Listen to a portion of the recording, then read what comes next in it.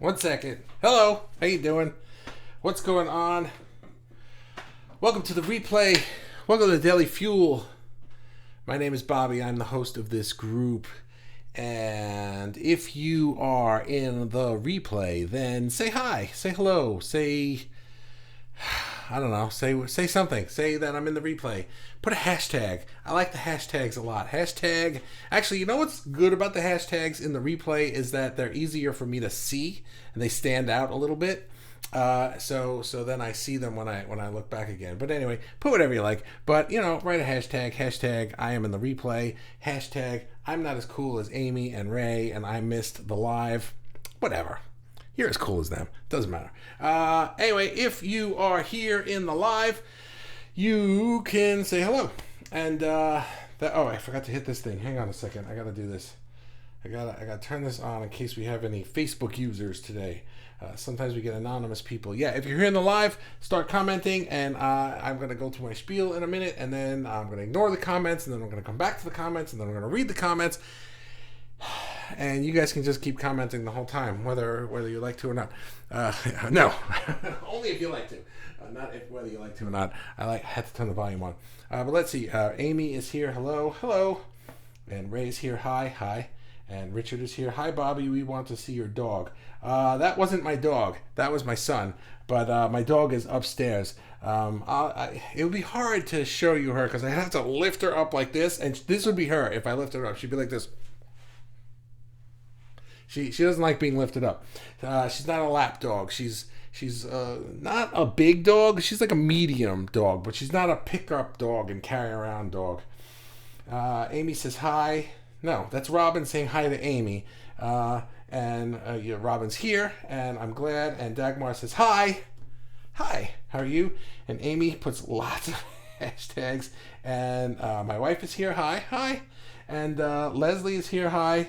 I'm doing great today. I'm glad you're doing great today. That's wonderful. What a wonderful thing to say. Hi, I'm doing great today. That's awesome. I love that. And Robin and okay, so Amy and Richard. Okay, so true. She's so weird. Who's so weird? Oh, my dog. Yeah. All right, let's get started because now we're on almost a 3-minute mark. Thanks a lot, people. Okay, let's go. It's all your fault, Richard, talking about my dog. Epiphany to the Magnum Opus. He's got to stop moving that chair around.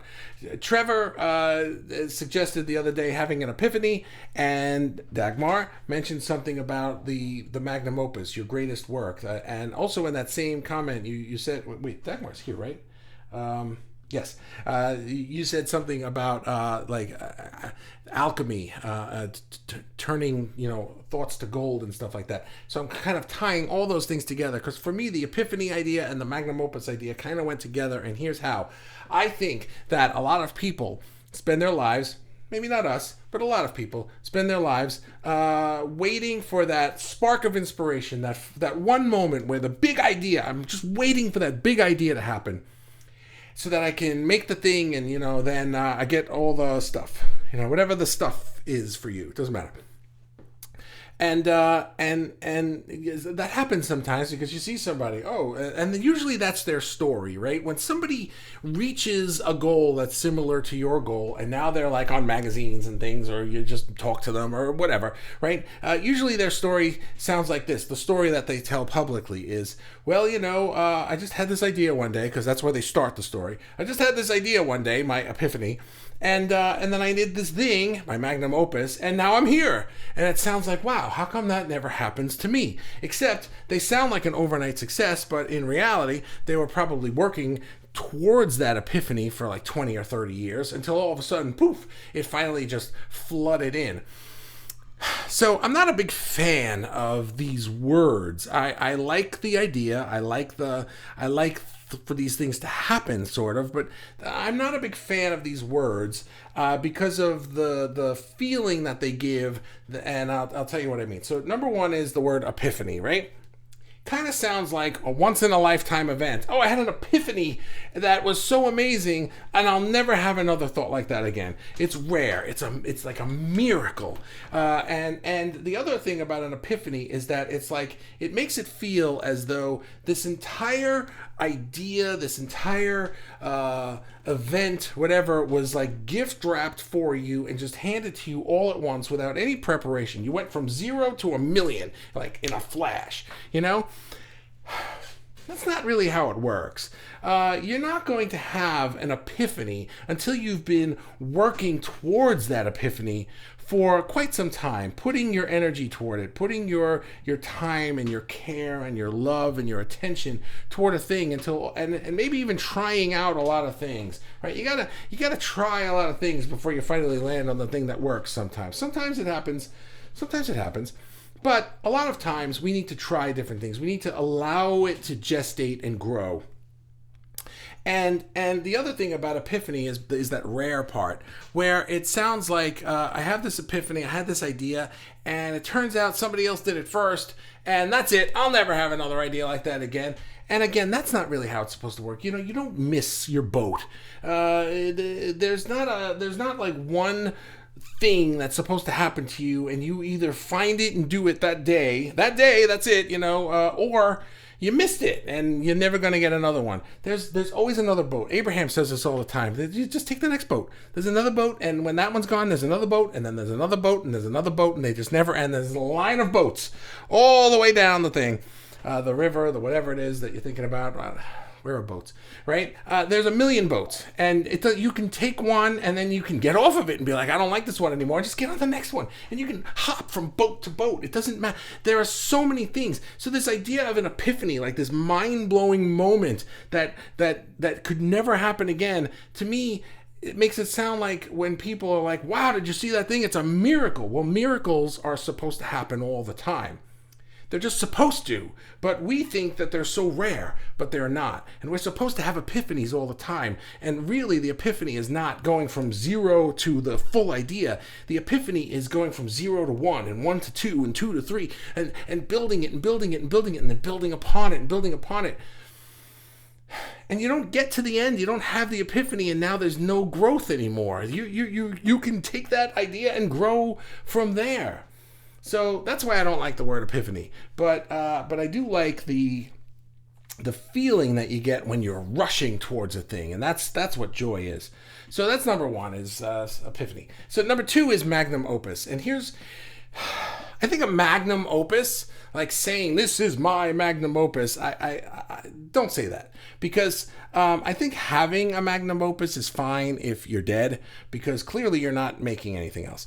But so if you make something and declare it or feel like this is the greatest thing I could ever make, well, then what the hell are you going to do tomorrow? You're going to wait? Well, I may as well just be done. I'll just pack it up, you know? Seriously, like, what do you do? I don't know. You know, so you still have things left in you. You could probably learn more. You created this thing on a Tuesday, say, and on Wednesday you learned something new. So what now? You can't create something newer and better, a new Magnum Opus? It's like, I understand the idea of you're working on a project and it's taking you like decades or something like that, and then finally one day it's completed, and maybe you'll never undertake something that grand again. I get that idea of a Magnum Opus, and I think that's kind of cool. You know, that was amazing. I painted the whole Sistine Chapel. I don't want to paint another chapel ceiling. That's just not happening, right? Maybe that's the way you're thinking of it as. But to me, the idea of a Magnum Opus kind of comes along with the idea of what's the point of even creating anything again, because it's never going to be that good. So that's why I don't really like that word. I do, however, like the idea of what Dagmar has said a couple of times in this group, is that artists are alchemists. We turn ideas and emotions and thoughts and stuff into gold, and gold in the sense of art. It's our superpower.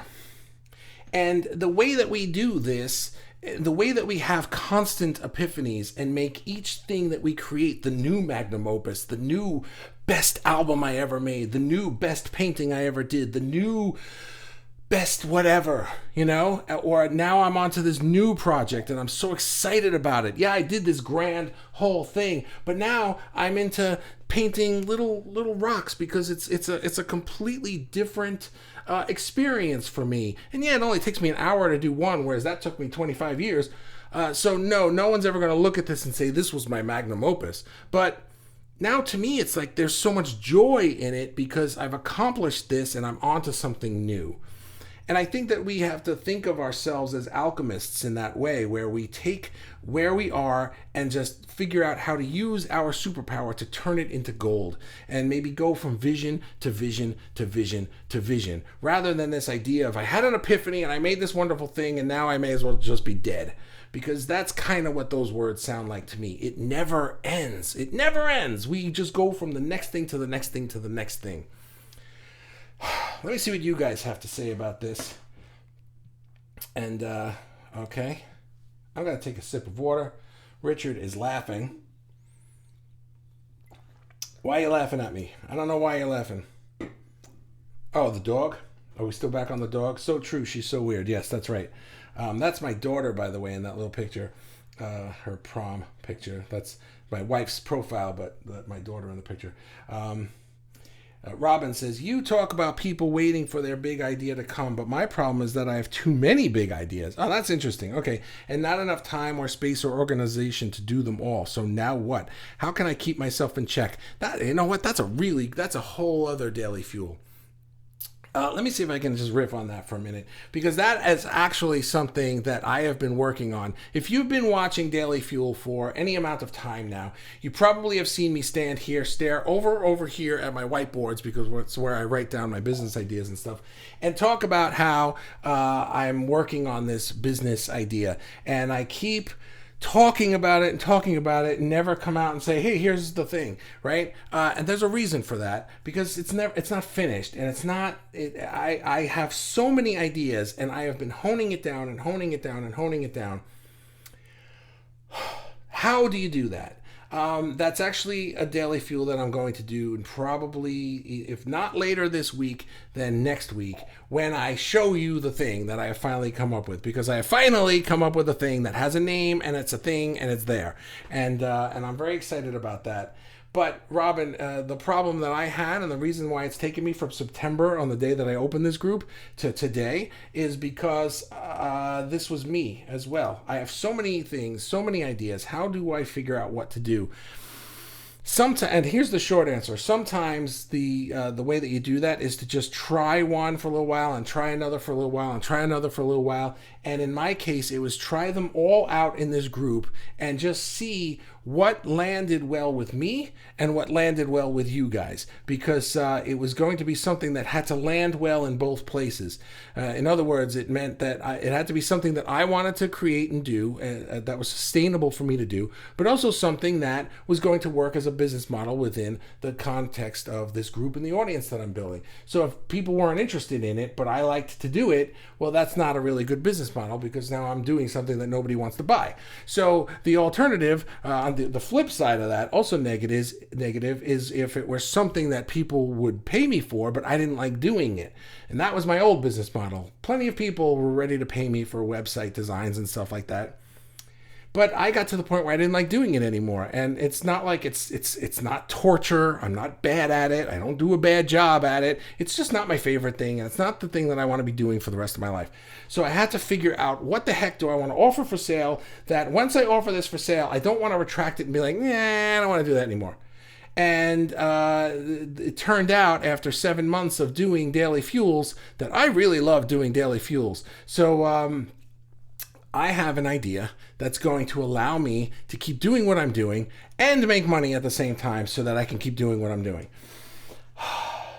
It just took me a while to get there. So let's we'll table that for now. That Daily Fuel is coming within days. Dagmar, that's a gigantic picture. See, when the more, here's a trick in Daily Fuel. The more you write, the more you block out my face and it becomes the you show, because then your profile picture becomes gigantic. I don't know why Ecamm does this. It should just have a profile picture that's like one size uniform and then your text. It does not do that. It makes your picture the size of the paragraph of your text. So if you really want to shine on Daily Fuel and make sure that everybody knows what your profile looks like, write an essay. For me, Magnum Opus is the big work of the self. Alchemy, you can live alchemy you can live not only in lead to gold searching, but the lead heaviness in our lives, looking into it like you do in metal, the structure, molecules, but that into your feeling world. Doing this is a lifelong process in a way, but at one point you get the process, the epiphany. I know the hack of creating my life in each moment. So the best way to put it, I am my magnum opus. Haha. Okay, I know what you're saying. You're saying that maybe the magnum opus, maybe the magnum opus isn't this piece that I did. Maybe the magnum opus is me. It has taken me my whole life to build me, and it's a work in progress, and it never ends. And I am turning lead into gold, and that gold is me. It is allowing more of my soul to shine through. It is following my heart more, and it shows in all this work that I do and the work that I share, and also the emotional connections that I make with other people. So that is a really wonderful way of thinking about it. And in that case, the epiphany that I had was a way to keep doing that in a way that I love to do it. And then move into it, and then later I'll have another epiphany. I can do it even better. I have another epiphany. I can do it even better, because I am constantly growing, and my magnum opus, me, just gets better and better and better and better. Your answer there just fit perfectly with my problems with the words and fixed them. So thank you for that, Dagmar. Thank you. So finding the hold in yourself in each moment. Our heart is the philosopher's stone. That's cool. Hang on, I got a tickle in my throat again. I don't know what's going on. My throat has been dry for a little while. My wife just got some vaporizers for our room at night, our rooms at night to sleep with, because we get these dry throats. It's something's happening here that we've had it for a little while. It's annoying. Amy, creation is a non-ending joy. Non-ending. Right, exactly. Perfect. Dagmar says, the gold is the treasure of clarity, inner light with golden glow, our superpower. It's doing its doing its process in how to understand this ancient mysterious knowledge, wisdom from knowledge to wisdom. Yeah. Ding ding. And ideas. Just take something and I'm creating. I never stop, even when I'm cooking, and curious about your idea thing. Yeah, I'm excited to share it with you. I already hinted that changes are coming. I'm changing the name of the group. And I'm offering something. I'm not changing what I'm doing with Daily Fuel. The group is staying the same. I'm still doing Daily Fuel in the group every day, except Sunday. None of that's changing. The whole idea behind the group and everything, none of it's changing. What I did was I figured out like how I wanted to find a business to go along with this to help make it sustainable, and I found something that's just beautiful for me and for whoever here wants to participate in it or not. You know, there's no nobody has to. You know, nobody has to do anything. Amy, it would not participate. That makes it sound like a multi-level marketing thing. That's the wrong word. Whoever wants to be a part of this thing that I'm building. It's like I'm building a bigger and bigger and bigger and bigger version, and so but the core part of it, what we're doing here, is not changing. Amy, it would take me an eternity to do all my ideas justice, but boy, is it fun going through them as they come. Yeah, right. The ideas just never stop. That's why I think a lot of us can agree. Maybe we have a different definition of the word epiphany, but what my definition, the way I was thinking of it was, I was imagining certain kinds of people who really don't do much in their lives because they're waiting for that one big spark of inspiration to finally hit them. And to me, inspiration is more like a muscle. You have to practice it, you have to flex it, you have to use it all the time. And so we can have an inspiration to do a doodle, and then that doodle can turn into something bigger, and then into a painting, and then into a series of paintings, and then into a gallery showing, and then into a huge commission, and this and whatever you want. You know, that's just one very specific track there, but whatever your track is, it's the same thing. But some people might just be like, I'm just waiting for that inspiration to do the thing that's going to get me into that big art gallery that I want to be in. Well, start with that little doodle. I'm not doing that. No one's going to put this doodle in an art gallery, but we would start with the doodle because it's right there in our brains and we have to do something with it. And so that's the epiphany. The epiphany starts as just an idea for a doodle. But people are waiting for the entire gift-wrapped idea, the whole shebang in one shot, like a lightning bolt. It just doesn't work that way. Ha ha ha, my picture. Right? See how small it is now, right? Yes, Bobby, not a piece, the whole of you. Right, exactly. Your answer before was perfect. And somebody loves my mind. Who is that? Danny. Am I saying it right? Danny? Is it Danny? I'm saying Danny. You're brand new to this group. I'll tag you later in a link. See how it says Facebook user? I'm using Ecamm Live. You need to click a link and give it permission to show me your face. And actually, is that your daughter's face?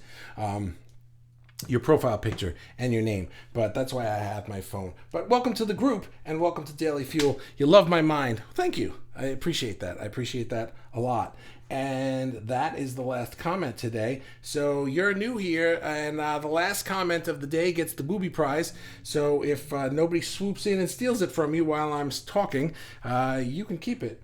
If not, then, you know, what can I tell you?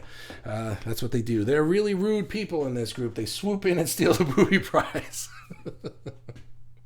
Well, guys, thank you so much for hanging out with me today. As usual, I really appreciate it. This was a quick one. I'll see you tomorrow. Oh, see, Amy swooped in. She loves Dagmar's mind.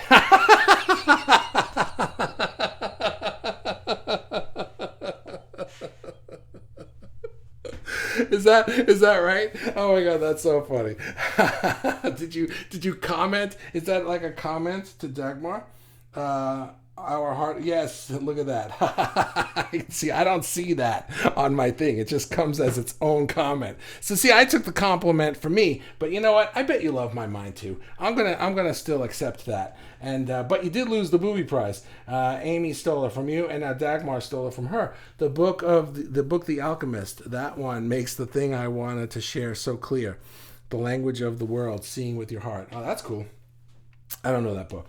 But anyway, guys, thank you very much for hanging out with me today. If you love my mind, then hang out with me tomorrow. And I'll if not, if you love Dagmar's mind, she might be here. So come hang out with us anyway. I'll see you tomorrow. we love your mind. Thank you, Amy. Now you get the booby prize. Have a great day, guys. See you tomorrow. Bye-bye.